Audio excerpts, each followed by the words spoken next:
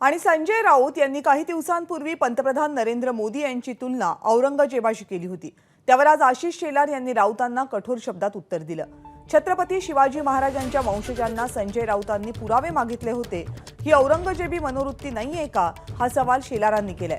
राऊतांनी आधी आपली पात्रता आणि उंची पाहावी आणि मग मोदींवर बोलावे, अशी टीकाही शेलारांनी केली आहे। भारतीय जनता पक्षाने तर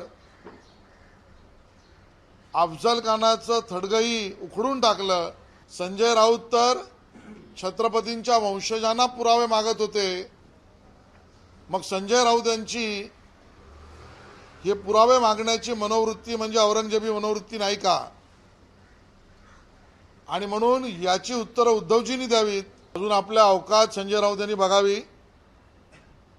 मोदीजींवर प्रश्न आणि मोदीजींना प्रश्न विचारण्याआधी संजय राऊत यांनी मोदीजींच्याच आशीर्वादाने खासदार झाले आहेत, एवढी तर स्वतःची अवकात आहे की नाही ते बघावं। एबीपी माझा, उघडा डोळे बघा नीट।